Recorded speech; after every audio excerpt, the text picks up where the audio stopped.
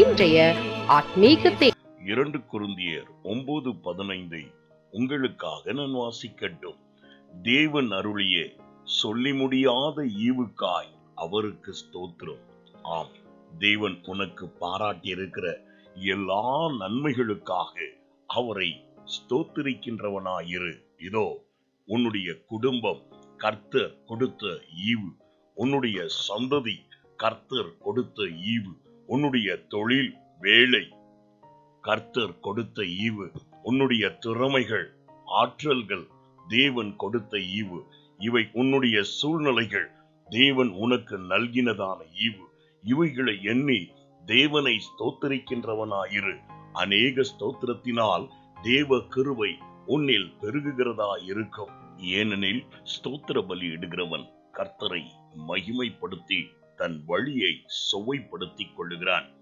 அநேகர் தேவனை ஸ்தோத்தரிப்பதினால் சம்பூர்ண பலன் உண்டாகுகிறதா இருக்கும். எனவே தேவன் உனக்கு நல்கியிருக்கின்ற எல்லா காரியங்களையும் எண்ணி தேவனை ஸ்தோத்திரம் பண்ணும் பொழுது உன் தீமைகளை நன்மையாய் மாற்றுவார், தடைகளை உடைத்தெறிவார்.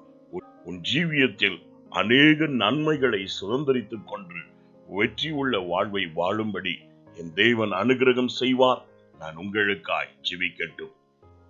துதிகள் மத்தியில் வாசம் பண்ணுகிற தூயாதி தூயவரே, ஸ்தோத்திர பலி செலுத்துகிறவன் என்னை மகிமைப்படுத்துகிறான் என்று சொன்னீர் அல்லவோ. இந்த நாளிலும் நீர் செய்த எல்லா நன்மைகளுக்காக, கொடுத்த எல்லா ஈவுகளுக்காகவோ உம்மை ஸ்தோத்திரிக்கிறதான உம்முடைய பிள்ளைகளுக்கு உம்முடைய மகிமையினால் அவர்களுடைய வாழ்வின் குறைவுகளை நிறைவாக்குவீராக. வேதத்தில் உள்ளதான பரிசுத்தவான்கள் உம்மை ஸ்தோத்திரித்ததினால் தங்களுக்கு தடையாய் நின்றதான மதில்களை நொறுக்கி ஜலத்தை வற்றி போக பண்ணி, இதோ வனாந்திரத்தில் நீரூற்றுக்களை பெற்றுக்கொண்டு தங்களுக்கு விரோதமாய் வந்ததான சத்துருக்களை முறியடித்து தங்களை கட்டி வைத்திருந்த சங்கிலிகளில் இருந்து விடுதலை பெற்றார்கள் அல்லவோ. இன்று தினத்திலும் உம்மை துதிக்கிறதான ஒவ்வொரு பிள்ளைகளுடைய வாழ்க்கையிலும் உம்முடைய அதிசயங்களை விளங்க பண்ணுவீராக. அவர்கள் கடந்து செல்கிற எல்லா போராட்டங்களில் இருந்தும் ஒரு விடுதலை உண்டாவதாக. இயேசுவின் நாமத்தில் ஜெபிக்கிறோம்.